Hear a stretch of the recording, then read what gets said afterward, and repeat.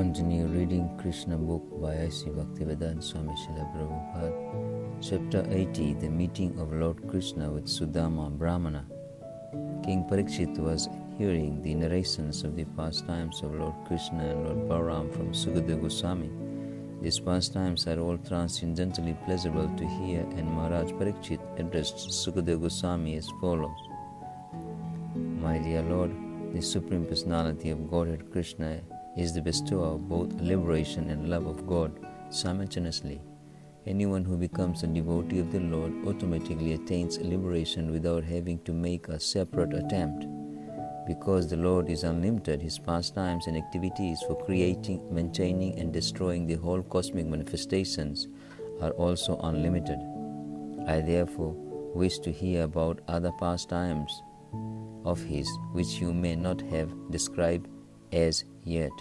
My dear Master, the conditioned souls within this material world are frustrated by searching out the pleasure of happiness derived from sense gratification.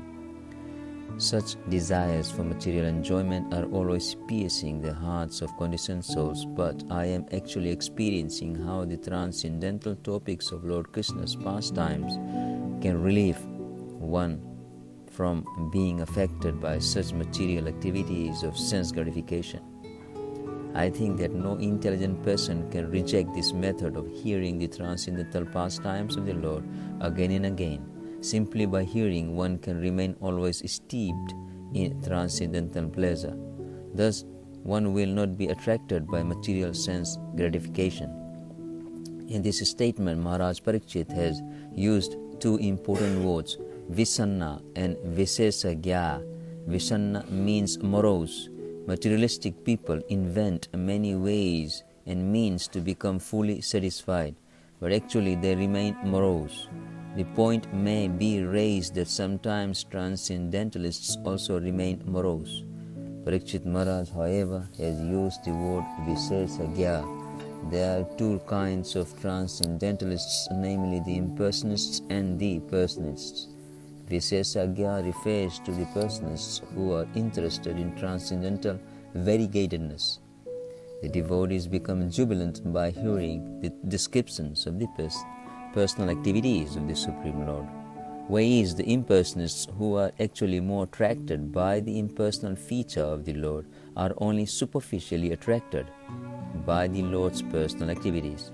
As such, in spite of coming in contact with the pastimes of the Lord, the impersonalists do not fully realize the benefit to be derived, and thus they become just as morose as the materialists do in pursuing their fruitive activities. King Parikshit continued, the ability to talk can be perfected only by describing the transcendental qualities of the Lord. The ability to work with one's hands can be successful only when one engages himself in the service of the Lord with those hands. Similarly, one's mind can be peaceful only when one simply thinks of Krishna in full Krishna consciousness. This does not mean that one has to have very great thinking power. One has to understand simply that Krishna, the absolute truth, is all-pervasive by his localized aspect of Paramatma. If one can simply think that Krishna as Paramatma is everywhere, even within the atom, then one can perfect the thinking, feeling, and willing functions of his mind. The perfect devotee does not see the material world as it appears to material eyes, for he sees everywhere the presence of his worshipable Lord in his Paramatma feature. Maharaj Parikshit continued by saying that the function of the ear can be perfected simply by engagement in hearing the transcendental activities of the Lord, and the function of the head can be fully utilized when the head is engaged in bowing down before the Lord and His representative. That the Lord is represented in everyone's heart is a fact, and therefore the highly advanced devotee offers his respects to everyone, every living entity, considering that the body is the temple of the Lord. But it is not possible for all men to come to that stage of life immediately, because that stage is for the first-class devotee. The second-class devotee can consider the Vaishnavas or the devotees of the Lord to be the representatives of Krishna, and the devotee who is just beginning, the neophyte or third-class devotee, can bow his head before the deity in the temple and before the spiritual master, who is the direct manifestation of the Supreme Personality of Godhead.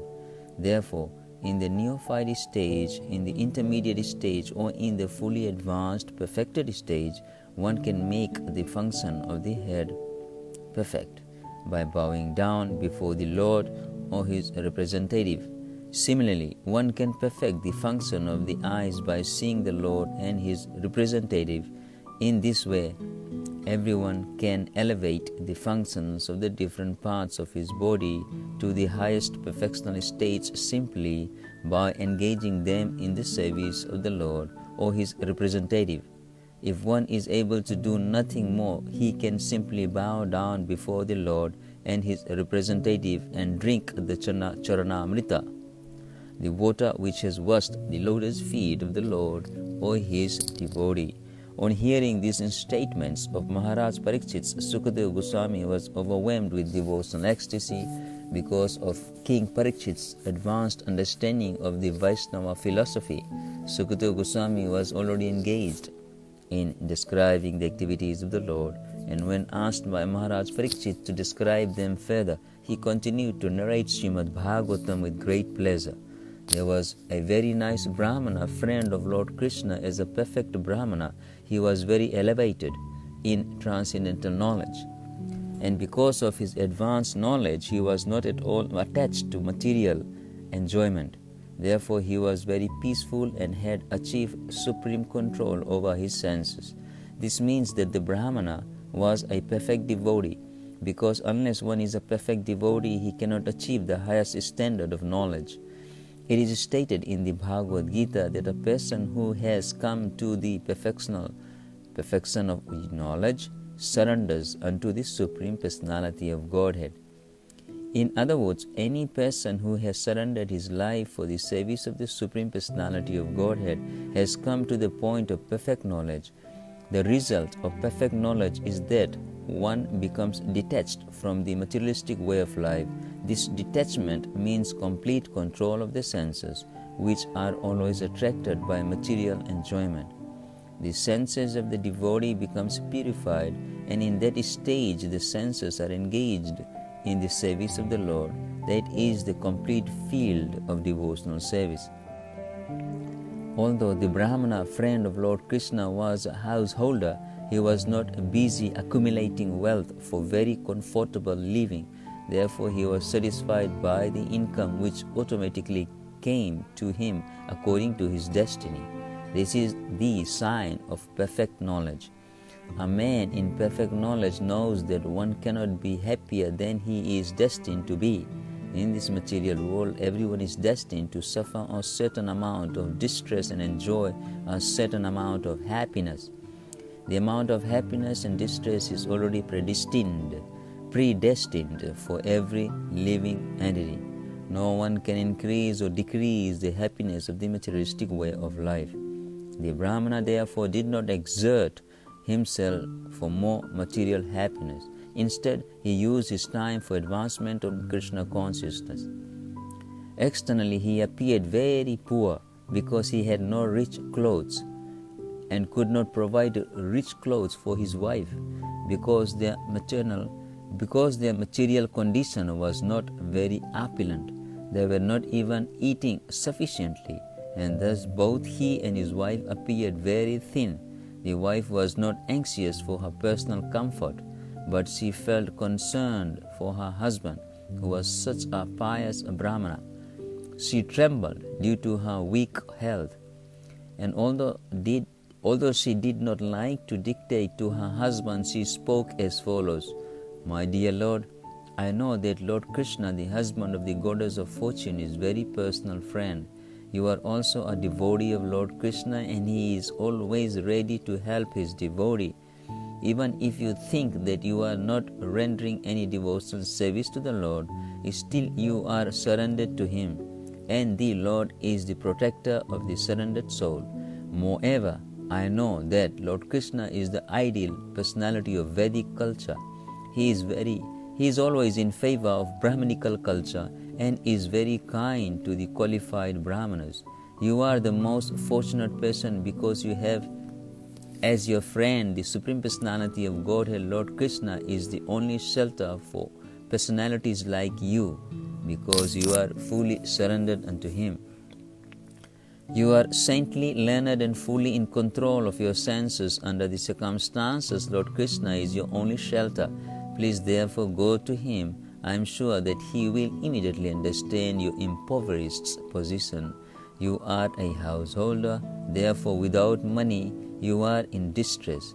But as soon as He understands your position, He will certainly give you sufficient riches so that you can live very comfortably. Lord Krishna is now the king of Bhoja, Vrishni and Andhaka dynasties, and I have heard that he never leaves his capital city, Dwarka. He is living there without outside engagements. He is so kind and liberal that he immediately gives everything, even his personal self, to any person who surrenders unto him. Since he is prepared to give himself personally to his devotee, there is nothing wonderful in giving some material riches. Of course, he does not give much material wealth to his devotee if the devotee is not very much fixed. But I think that is in your case. He knows perfectly well how much you are fixed in devotional service. Therefore, he will not hesitate to award you some material benefit for the bare necessities of life. In this way, the wife of the Brahmana again and again requested in great humility and a submission that he go to Lord Krishna. The Brahmana thought that there was no need to ask any material benefit from Lord Sri Krishna, but he was induced by the repeated requests of his wife. Moreover, he thought, if I go there, I shall be able to see the Lord personally, period. That will be a great opportunity even if I don't ask any material benefit from him. When he had decided to go to Krishna, he asked his wife if she had anything in the home that he could offer to Krishna, because he must take some presentation for his friend. The wife immediately collected 4 palmfuls of cheap rice from her neighborhood friends and tied it in a small cloth like a handkerchief and gave it to her husband to present to Krishna. Without waiting any longer, the Brahmana took the presentation and proceeded toward Dwarka to see his Lord. He was absorbed in the thought of how he would be able to see Lord Krishna. He had no thought within his heart other than Krishna. It was of course very difficult to reach the palaces of the kings of the Yadu dynasty, but Brahmanas were allowed to visit. When the Brahmana friend of Lord Krishna went there, he along with his other Brahmanas had to pass through 3 military encampments. 3 military encampments.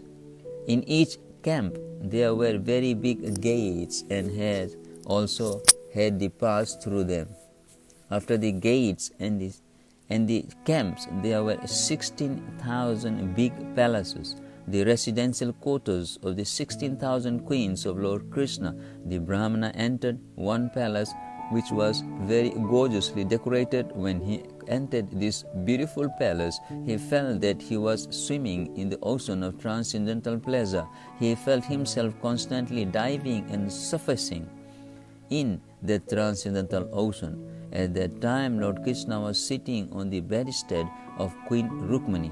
Even from a considerable distance, he could see the Brahmana coming to his home, and he could recognize him as his friend. Lord Krishna immediately left his seat and came forward to receive his Brahmana friend, and upon reaching him, embraced the Brahmana with his 2 arms. Lord Krishna is the reservoir of all transcendental pleasure. Yet he himself felt great pleasure upon embracing the poor Brahmana because he was meeting his very dear friend. Lord Krishna had him seated on his own bedstead and personally brought all kinds of fruits and drinks to offer him, as is proper in receiving our worshipable guests. Lord Sri Krishna is the supreme pure, but because he was playing the role of an ordinary human being, he immediately washed the Brahmana's feet and for his own purification sprinkled the water onto his head. After this, the Lord smeared the body of the Brahmana with the different kinds of scented pulp such as sandalwood, aguru and saffron. He immediately burnt several kinds of scented incense and as is usual, offered him arati with burning lamps. After thus offering him an adequate welcome, and after the Brahmana had taken food and drink, Lord Krishna said, "My dear friend, it is a great fortune that you have come here." The Brahmana, being very poor, was not dressed nicely. His clothing was torn and dirty, and his body was very lean and thin. He appeared not very clean, and because of his weak body, his bones were distinctly visible. The goddess of fortune, Rukmini Devi, personally began to fan him with the chamara fan, but the other women in the palace were astonished at Lord Krishna's behavior in receiving the Brahmana in that way. They were surprised to see how eager Lord Krishna was to welcome this particular Brahmana. They wondered how Lord Krishna could personally receive a Brahmana who was poor, not very neat or clean, and poorly dressed. But at the same time, they could realize that the Brahmana was not an ordinary living being. They knew that he must have performed great pious activities. Otherwise, why was Lord Krishna, the husband of Goddess of Fortune, taking care of him so much? They were still more surprised to see that the Brahmana was seated on the bedstead of Lord Krishna. They were especially surprised to see that Lord Krishna had embraced him exactly as he embraced his elder brother Balaramji, because Lord Krishna used to embrace only Rukmini or Balaram and no one else. After the Brahmana had been received nicely and seated on Lord Krishna's own cushion bed, he and Krishna took each other's hands and began to talk about their early life when they had both lived under the protection of the Gurukula, a boarding school. Lord Krishna said, "My dear Brahmana friend, you are a most intelligent personality and you know very well the principles of religious life. I believe that after you finished your education at the house of our teacher and after you sufficiently remunerated him, you must have gone back to your home and accepted a suitable wife. I know very well that from the beginning you were not at all attached to materialistic way of life, nor did you desire to be very opulent materially, and therefore you are in need of money. In this material world, persons who are not attached to material opulence are very rarely found. Such unattached persons haven't the least desire to accumulate wealth and prosperity for sense gratification, but sometimes they are found to collect money just to exhibit the exemplary life of a householder. They show how, by proper distribution of wealth, one can become an ideal householder and at the same time a great devotee. Such ideal householders are to be considered followers of my footsteps. I hope, my dear Brahmana friend, that you remember all those days of our school life when you and I were living together at the boarding school. Actually, whatever knowledge you and I received in this life was accumulated in our student life." Hare Krishna.